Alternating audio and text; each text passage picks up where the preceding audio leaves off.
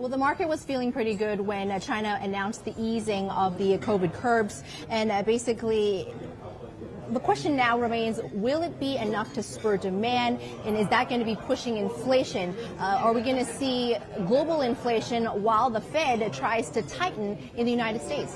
Look, that could happen, but at this point, I think if China stays on the path of reopening and the Chinese economy starts growing, on the whole, that's a good thing. I mean, I think the inflation dynamic is something that the Fed is going to get ahead of.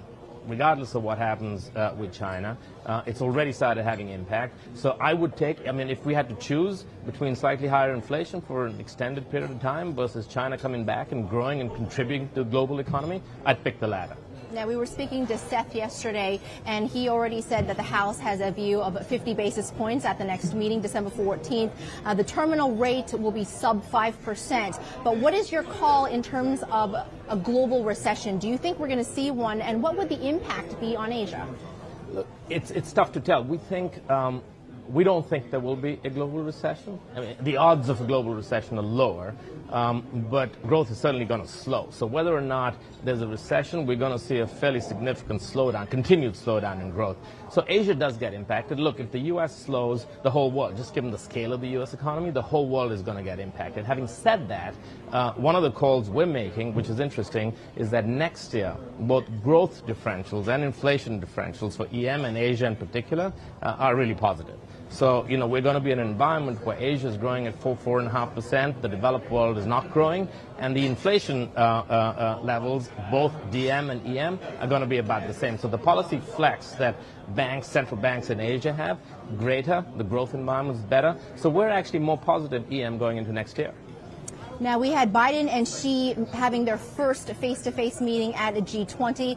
This could be signaling a thaw in the Sino-U.S. relations. Do you expect the decoupling to continue? And could we see the creation of a new market delineation?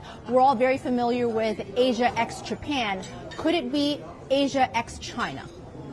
It's tough to say. I mean, look, if you read the script from what happened in Bali, that was, on the whole, pretty positive. So we hope that decoupling doesn't happen.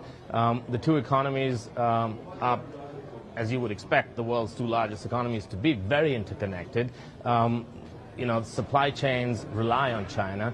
And yes, there is going to be some onshoring, some diversification. But look, the scale of the infrastructure makes it difficult. And a lot of our clients we speak to are looking at alternatives. But these alternatives take 5, 7, 10, 15, 20 years to happen. So I think the best thing economically for the world will be that the decoupling doesn't happen. Could it happen? Possibly. And the impact of that economically, I think, near term would not be good. Hi, I'm Emily Tan, and thanks for watching CNBC. You can check out more of our videos by clicking on the boxes on the screen, and don't forget to subscribe to the channel for more. Thanks for watching.